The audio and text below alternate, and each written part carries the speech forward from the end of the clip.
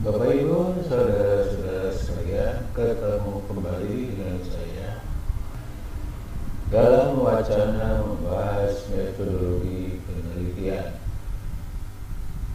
Sekarang kita akan membahas bagaimana perencanaan dan pelaporan penelitian formal karya tulis akademik.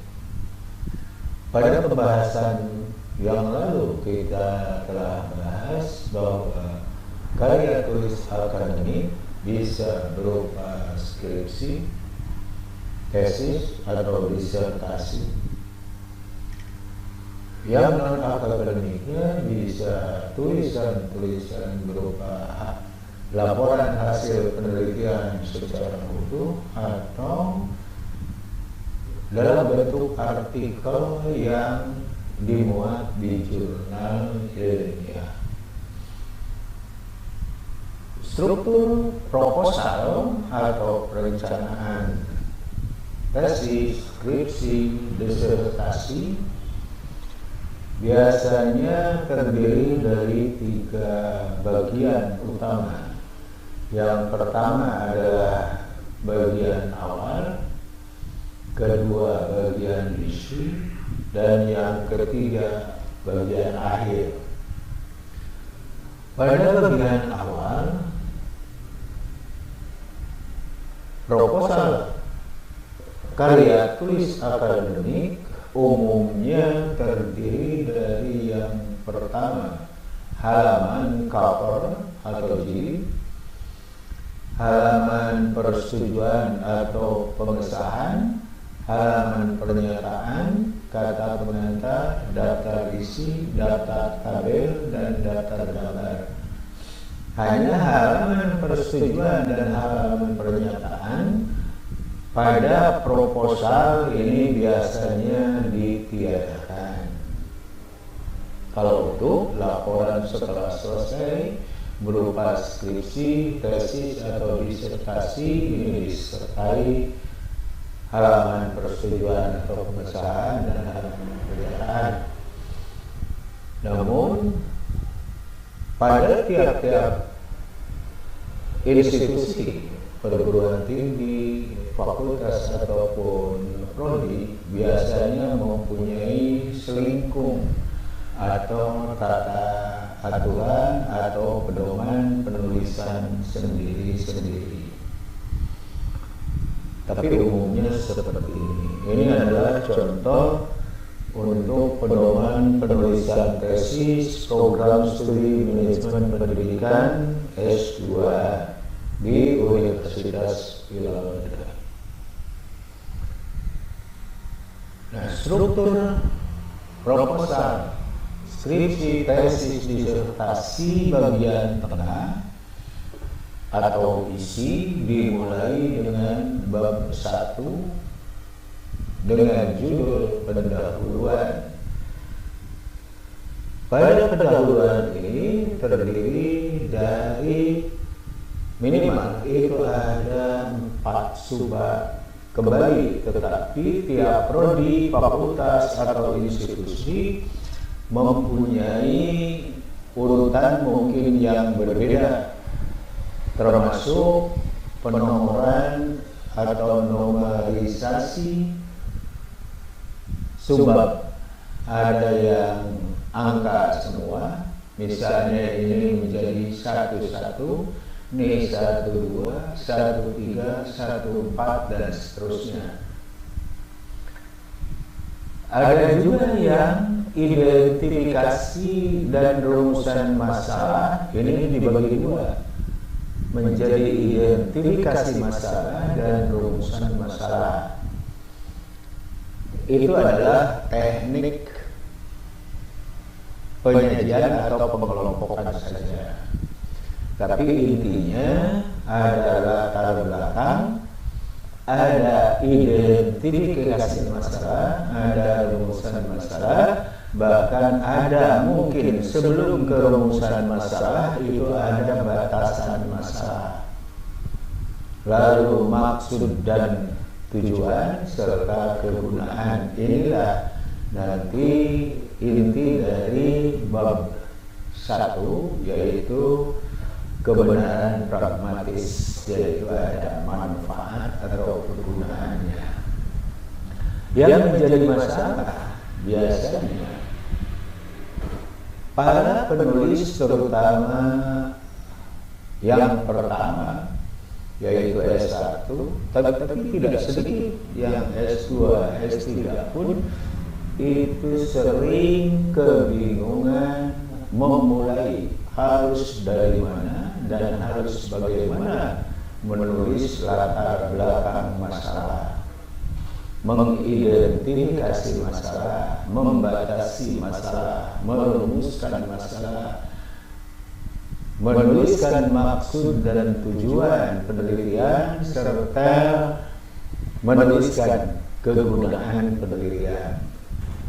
Untuk itu, dalam pertemuan saat ini kita akan membahas bab 1 utuh, mulai dari bagaimana kita menulis latar belakang masalah dan seterusnya.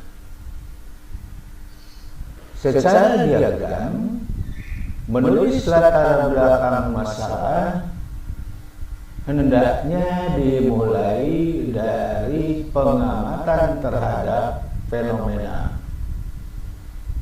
Fenomena itu adalah sesuatu yang sedang menjadi tren, dibicarakan banyak orang.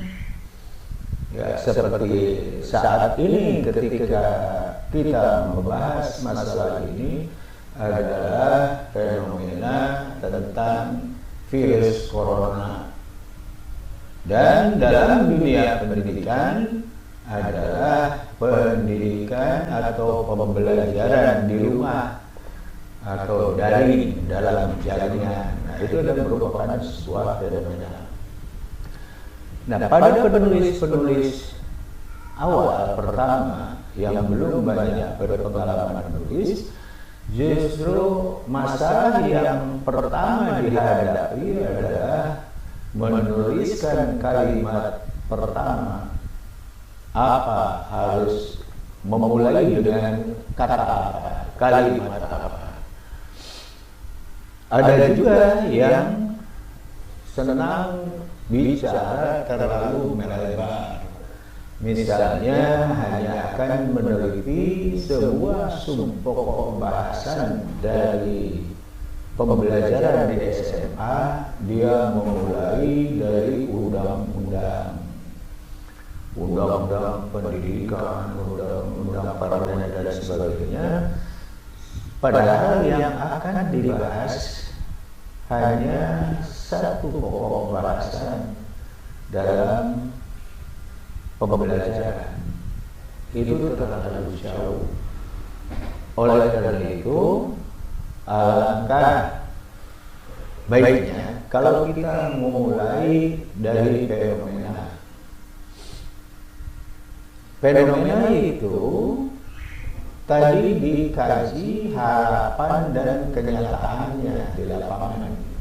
Seperti apa?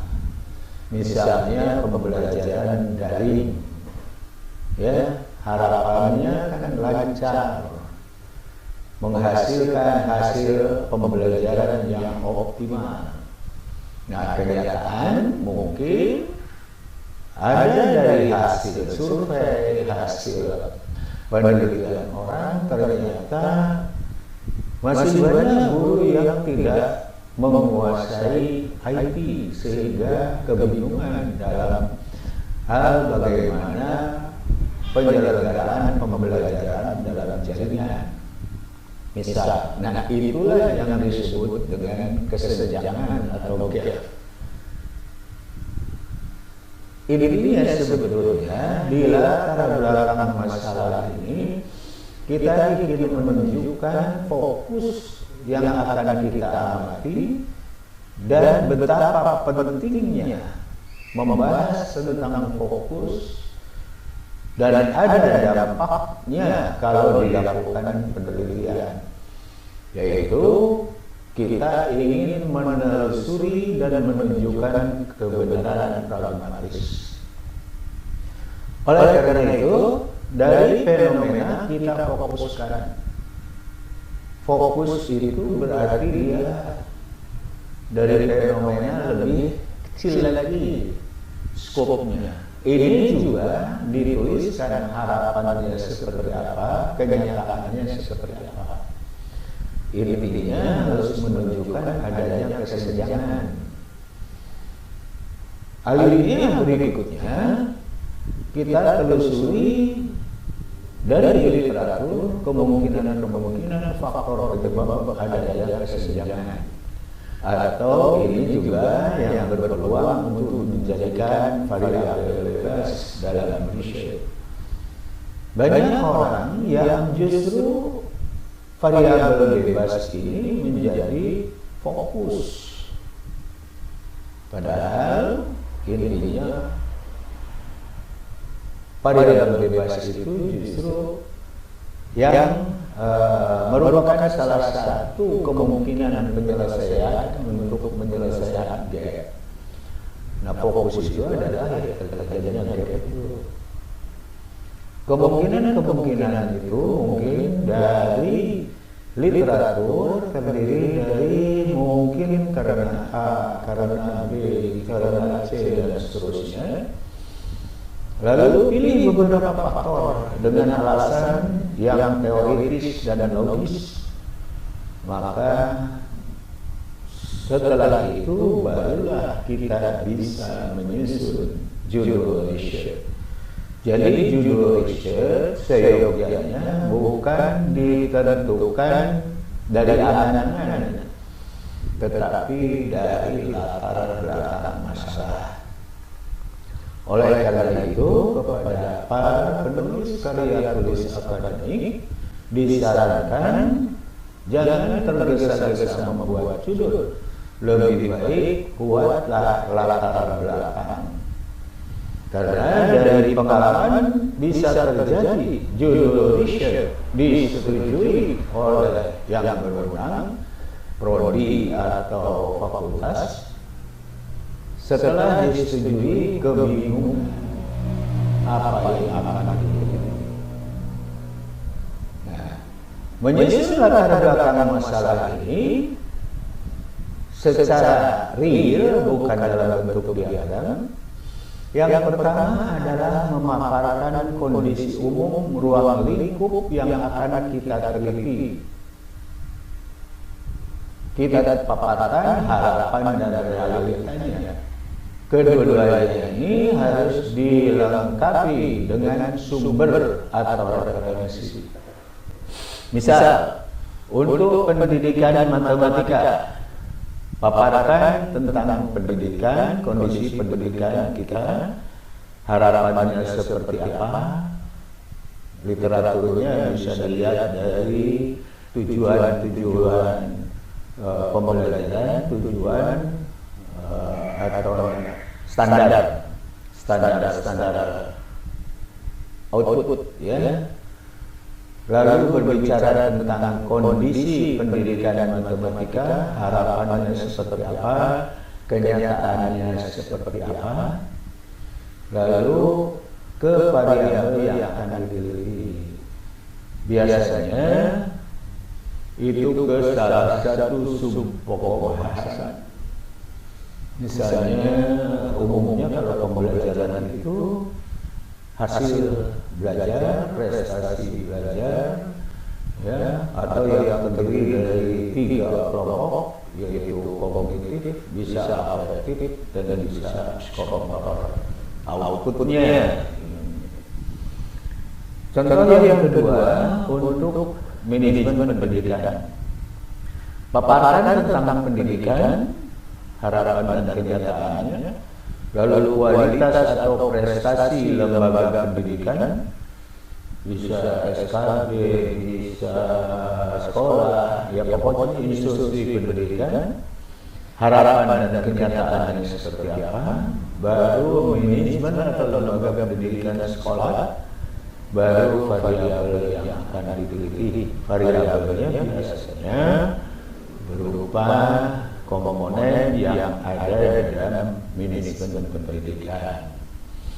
Yang kedua, yaitu alinea berikutnya memaparkan faktor-faktor yang dapat mempengaruhi terjadinya kesenjangan atau gap antara harapan dan realitanya dari variabel yang akan dilengkapi.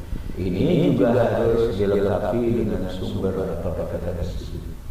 Misal untuk pendidikan dan matematika, variabel yang akan diteliti adalah hasil belajar persamaan kuadrat. Faktor-faktor yang dapat mempengaruhinya adalah faktor intrinsik, kemampuan awal, motivasi belajar, kecemasan, dan lain-lain.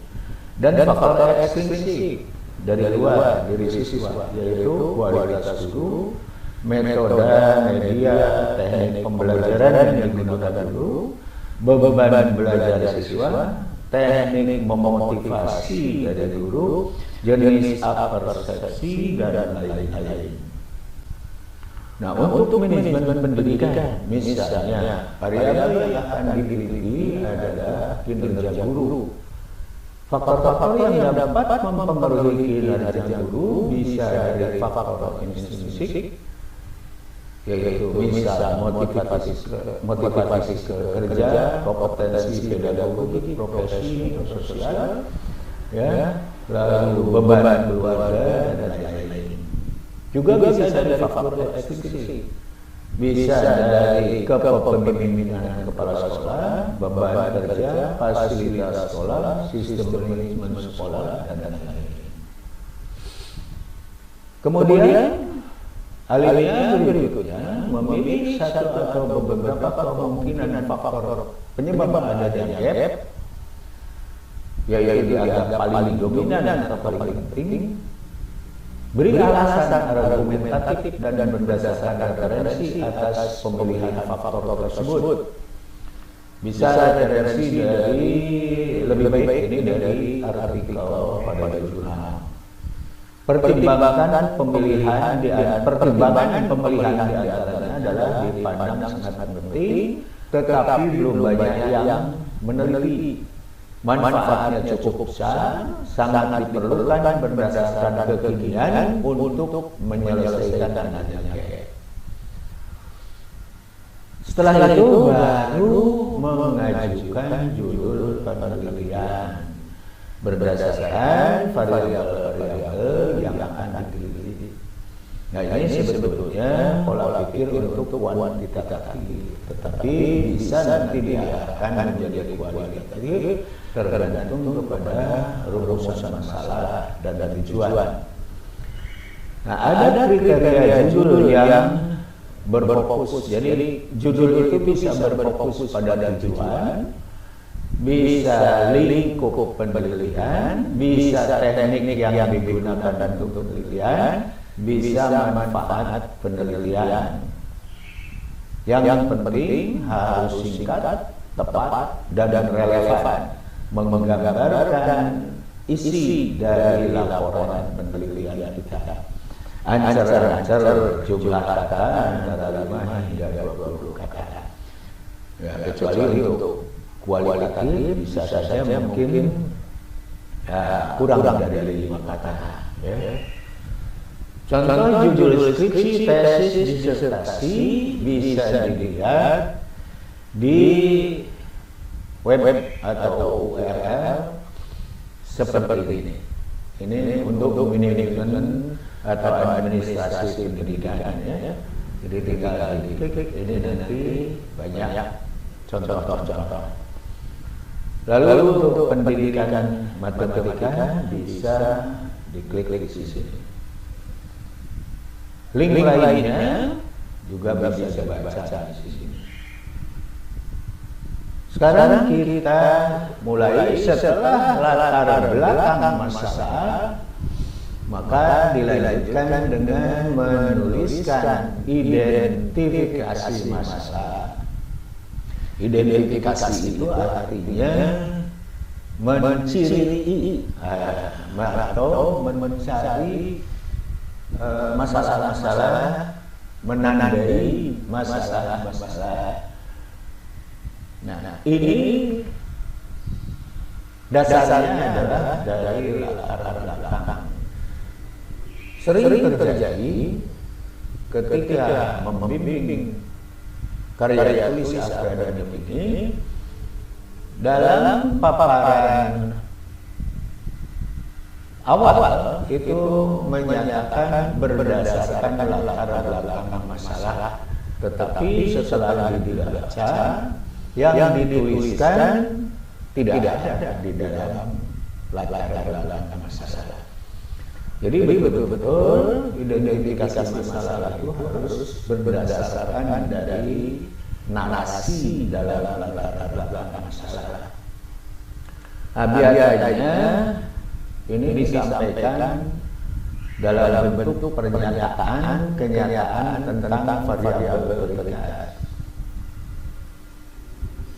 Lalu faktor-faktor yang mungkin menjadi penyebab yang dari pola pikir tadi dua.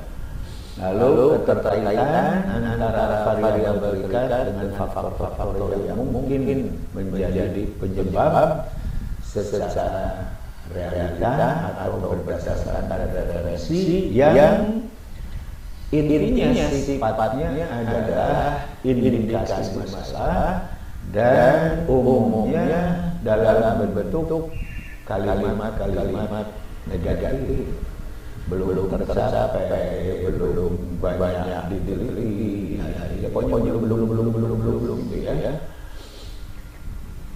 Kemudian batasan masalah yang terpenting di dalam batasan masalah itu menyatakan objek yang akan kita teliti.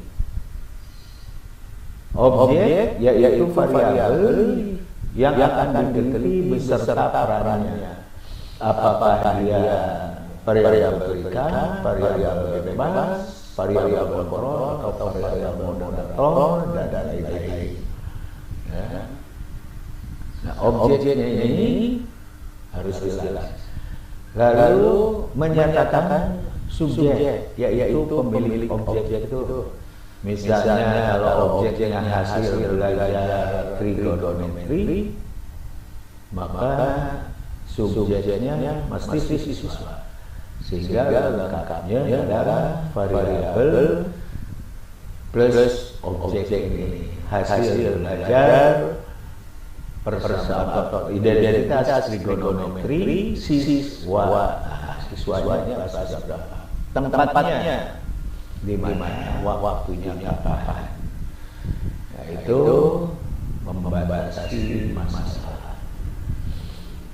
Dalam identifikasi masalah, contohnya prestasi sekolah masih di bawah rata nasional, kalimat negatif. Kepemimpinan kepala sekolah belum optimal. Motivasi kerja masih belum optimal. Penguasaan warga sekolah terhadap IT masih rendah dan seterusnya. Nah, ini semua itu harus ada pernyataan ini di dalam latar belakang. Batasan masalah, contoh yaitu riset kuantitatif. Objek riset beserta perannya. Contoh, Y. Prestasi sekolah sebagai variabel terikat. X1 penguasaan IT oleh guru dan X2 motivasi kerja para guru sebagai variabel bebas. Subjek riset dalam contoh ini adalah guru. Tempat riset di sekolah sekabupaten atau PKBM, ya. Waktu riset misal semester genap, ganjil atau tahun. Berikutnya, setelah membatasi masa, baru merumuskan masalah. Contoh untuk riset inferensi korelasional, survei, Apakah terdapat hubungan atau korelasi antara variabel bebas, apa variabel bebasnya, dengan variabel terikat? Nah, ini untuk korelasi dua arah. Tapi bisa menyelesaikan masalahnya apakah terdapat pengaruh variabel bebas terhadap variabel terikat. Jadi untuk korelasi satu arah. Jadi satu arah ada pengaruh. Kalau dua arah itu hanya hubungan korelasi. Artinya tidak tahu mana penyebab, mana yang disebabkan. Pada umumnya diajukan itu yang searah. Ada tiga jenis pertanyaan begitu ya dalam urusan masalah ini. Satu, jenis deskriptif, dua, kausal, tiga, komparatif. Gabungan kausal komparatif. Pertanyaan deskriptif biasanya kata-katanya yang digunakan adalah kata-katanya bagaimana, mengapa. Ini menggunakan pengamatan yang cermat dan komprehensif terhadap suatu fenomena atau peristiwa, subjek, sifat, dan lain-lain untuk mengkarakterisasi secara rinci dan berpotensi mengungkap aspek atau pola penting, menarik atau belum dijelaskan. Yang kedua dan ketiga, ini pertanyaannya relatif sama, yaitu menggunakan kata-katanya adakah atau apakah terdapat. Kalau kausal, apakah terdapat pengaruh atau hubungan. Kalau komparatif, apakah terdapat perbedaan. Tuh. Ciri pertanyaan penelitian yang baik: satu, nampak ada tujuan. Tujuannya harus konkret, fokus, asli, ya. Belum diteliti sebenarnya. Ini atau sebelum ini yang agak banyak kesulitan. Sangat penting, sangat relevan atau sedang tren. Sekarang sedang tren pembelajaran dari karena banyak ada yang menggunakan telekonferensi, menggunakan Zoom, Webex dan sebagainya, atau menggunakan classroom dari Google. Rumusan masalah ini contoh untuk rumusan masalah kausal inferensi.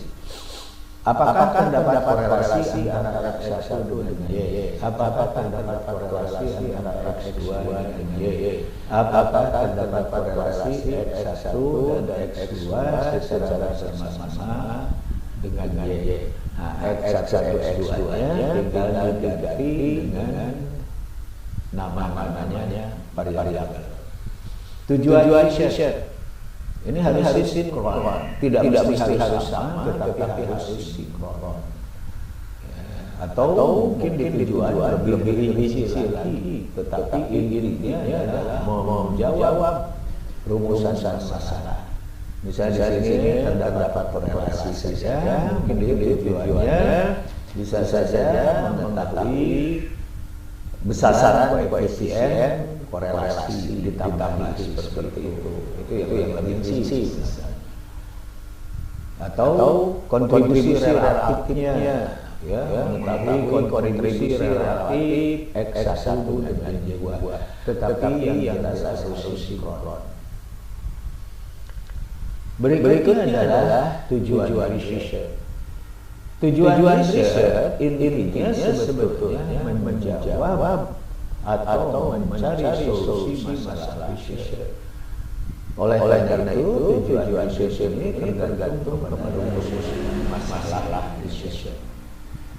Contoh untuk riset inferensi korelasional survei itu tujuannya untuk mengetahui hubungan korelasi atau korelasi antara variabel bebas dengan variabel terikat. untuk mengetahui pengaruh variabel bebas terhadap variabel tingkat dan seterusnya. Tujuan yang dibutuhkan harus sinkron dengan rumusan masalah yang didiskusikan. Berikutnya adalah yang terakhir adalah manfaat atau kegunaan riset. Manfaat kegunaan atau kegunaan riset ini biasanya dituliskan dalam dua jenis manfaat. Satu manfaat teoritis, ya, manfaat berupa kontribusi terhadap hasil pengetahuan, terutama untuk bidang yang berkaitan dengan yang dikaji. Yang kedua, manfaat praktis. Biasanya sebagai rujukan pertimbangan para pengambil keputusan bagi mereka yang dapat melaksanakan hasil riset baik secara langsung maupun tidak langsung. Hanya kami sampaikan untuk yang banyak yang mencantumkan manfaat bagi siswa. Kalau menurut kami itu tidak perlu karena siswa tidak dapat mengambil kebijakan. Ya paling untuk para pengambil kebijakan, kepala sekolah, pengawas, guru, ya, orang tua itu bahkan bisa. Manfaat riset menyatakan manfaat yang dapat diperoleh jika riset dilakukan yang terdiri dari manfaat teoritis dan praktis. Contoh, manfaat teoritis menambah wawasan ilmuwan tentang manajemen sekolah, terutama yang berkaitan dengan prestasi siswa, penguasaan IT baru dan motivasi kerja. Manfaat praktis sebagai bahan pertimbangan bagi kepala sekolah dalam membina para guru, bagi pengawas membina para sekolah guru, bagi instansi terkait sebagai dasar pertimbangan menyusun kebijakan. Itu barangkali dalam pertemuan saat ini mudah-mudahan ada manfaatnya ya. Sampai ketemu di pertemuan berikutnya, insya Allah tentang menyusun bab 2.